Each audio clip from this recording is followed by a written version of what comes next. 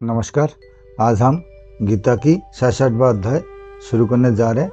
आप लोग ध्यानपूर्वक सुनिए और सबको सुनाइए। व्याख्या। वह कर्मयोग का विषय है। कर्मयोग में मन और इंद्रिय का स्वयं करना मुख्य होता है। विवेक पूर्वक स्वयं किए बिना कामना नष्ट नहीं होती। कामना के नष्ट हुए बिना बुद्धि की स्थिरता नहीं होती। अंत कर्मयोगी साधक को पहले मन और इंद्रियों को स्वयं करना चाहिए, परंतु जिसका मन और इंद्रिय संयमित नहीं है उसकी बात इस श्लोक में कहते हैं। जिसका मन और इंद्रिय संयमित नहीं है ऐसे अयुक्त असमयी पुरुष की मेरे को केवल परमात्मा प्राप्ति ही करनी है, ऐसी एक निश्चय वाली बुद्धि नहीं होती। कारण कि मन और इंद्रिय संयमित ना होने से वह उत्पत्ति विनाशशील सांसारिक भोगों और संग्रह में ही लगा रहता है। वह कभी मान चाहता है, कभी सुख आराम चाहता है, कभी धन चाहता है, कभी भोग चाहता है। इस प्रकार उसके भीतर अनेक तरह की कामनाएं होती रहती है।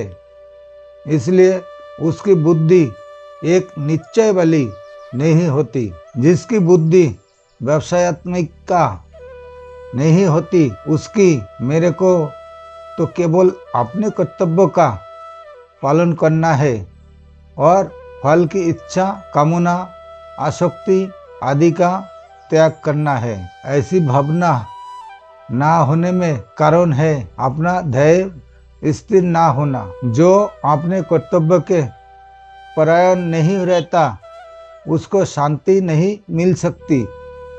जैसे साधु, शिक्षक, ब्राह्मण, क्षत्रिय, वैश्य, शूद्र यदि अपने कर्तव्यों में तत्पर नहीं रहते तो उनको शांति नहीं मिलती।